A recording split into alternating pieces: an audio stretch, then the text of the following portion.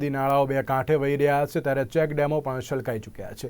સોનગઢ ખાતે આવેલા ગાયકવાડી રાજનો ડેમ પણ તેની પૂર્ણતઃ સપાટી નજીક પહોંચતા તંત્ર એલર્ટ મોડમાં આવી ગયું છે અને કામગીરીમાં જોતરાયું છે। ત્યારે હાલ પણ ડોસવાડા ડેમમાં ભરપૂર પાણીની આવકને ધ્યાનમાં રાખીને તંત્રએ સતર્કતાના ભાગરૂપે ડેમ સાથે સંકળાયેલા ગામોને સતર્ક કર્યા છે।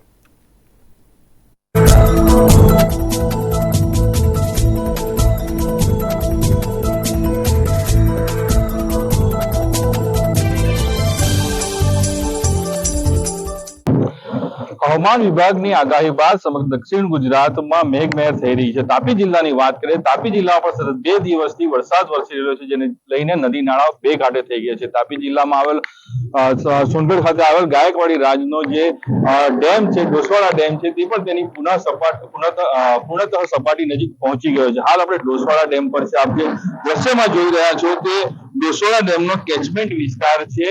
ઉપરવાસમાં સતત પડી રહેલા વરસાદને લઈને ડેમમાં ઉત્તરોત્તર પાણીની આવક આવી રહી છે। હાલ પણ 74 ક્યુસેક પાણી સીધું ડેમમાં આવી રહ્યું છે, જેને લઈને ડેમની સપાટી 401 ફૂટને પાર થઈ ગઈ છે, જ્યારે તેની પૂર્ણતઃ સપાટી જે છે તે 405 ફૂટ છે। ગમે ત્યારે ડેમ ઓવરફ્લો થવાને લઈને ડેમ સાથે સંકળાયેલા 15 થી વધુ ગામોને તંત્ર દ્વારા હાલ એલર્ટ કરાયા છે। નિર્માણ ન્યૂઝ માટે નીરવ કંસારા, તાપી। સુરતના પુણા સીતાનગર ચાર રસ્તા પાસે આગ લાગવાનો